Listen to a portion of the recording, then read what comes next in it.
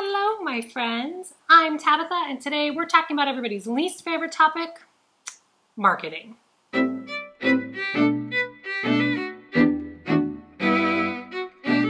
Now, most of you know that I am an independent author, which basically just means I don't have an agent representing me. So with an independent author, whether you choose to go with a small press or whether you choose to publish it yourself, of which I have done both, independent authors have to handle the marketing end of it mostly on their own. I definitely don't have all the answers about marketing. What I do have is tips that I've picked up in my year or more of marketing my books. So today I'm going to give you 5 tips that I've picked up about marketing that may or may not help you when you're marketing your book. If you have hints that you feel like I might benefit from, make sure you drop them in the comments or let me know what we can do to help each other, because marketing does not have to be done alone, even when you're indie. Tip number 1, go to events. People cannot buy your books if they don't know that your book is available for sale. Find out what it takes in your state to be able to attend events. Then you want to go online and try to find where they are. Some of my favorite places for finding vendor events are Facebook.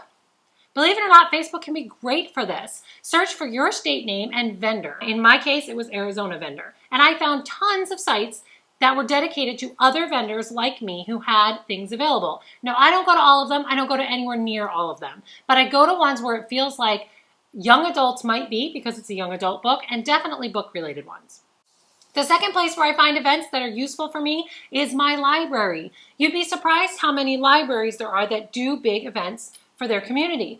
Go on their web pages and take a look. I happen to live in a pretty populated area in the Valley of Arizona, so I have a lot of libraries to choose from, and I know that's not true for all of you. But take a look for the libraries around you and see what they're offering.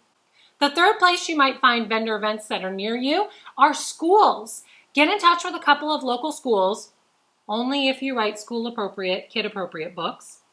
And make sure you touch base with their PTSA and tell them you want to be on their vendor list. I happen to write young adult books, so I make sure middle schools and high schools near me know if they're having a school carnival, for example, I would be interested in having a booth there. The last place to find vendor events that might be useful to you is to reach out to your other friends and relatives who maybe have vendor events. If you have friends, for example, who sell things on Facebook, I don't want to use example names of companies, but you know who I'm talking about. It might be smart to hook up with them and see if they're hosting an event, if you can tag along and have a table at the event as well. They will be more inclined to do this if they don't also sell books. That being said, I can imagine it would be a lot of fun, although I haven't done one, to pair up a bunch of you who sell books and have a big book-related event that you host yourself.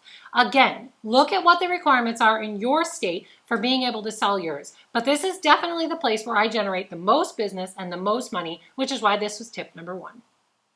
Number 2, all of your books should have one-page, easy-to-share graphic pictures.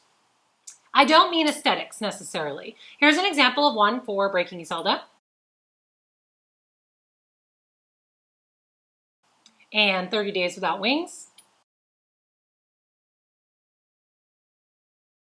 and Projection. I do also have one for Redeeming Jordan.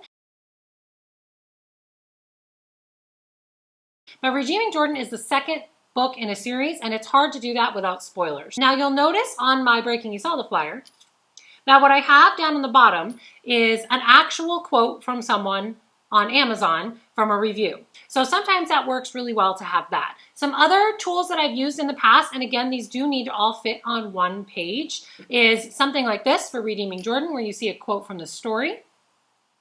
Or something cool like this, which is what I'm going to bring to the next events that I do. I have a couple events coming up this fall, where you'll see, and I got this idea from someone else, where you'll see we have, if you like this book, you might like this book. So this is something cool that I'm putting together for my new events in the fall. The reason why you want a one-page flyer, though, is there's really a lot of reasons. A one-page flyer is easy to hand out. A one-page flyer is easy to print on small paper and hang up at your booth at an event. A one-page flyer is really easy to save as a JPEG or as an image and post it on social media when people ask about your book. It gives them something quick at a glance that can draw their attention, plus it gives them the title of the book, which is easy for them to then turn around and find on Goodreads or Amazon if it caught their interest. These are shareable, portable, printable, and cute.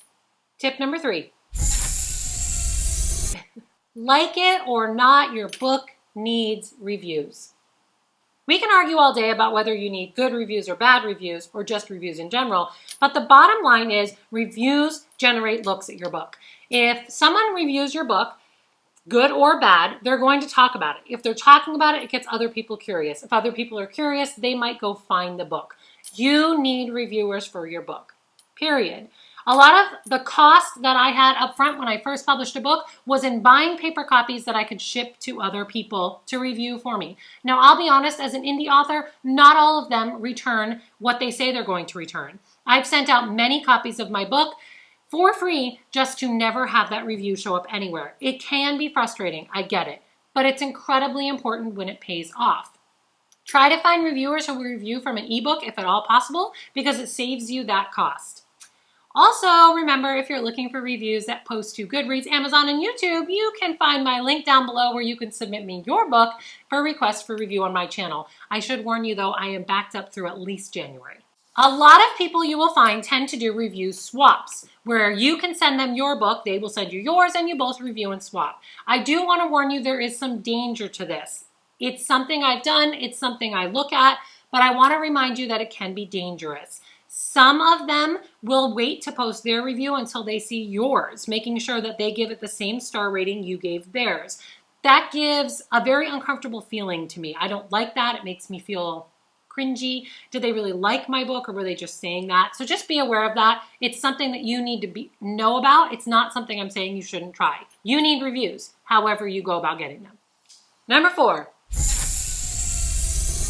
Share your book everywhere. Look, I get it. As indie authors, we are always afraid that if we talk about our book too much, we're going to turn people off.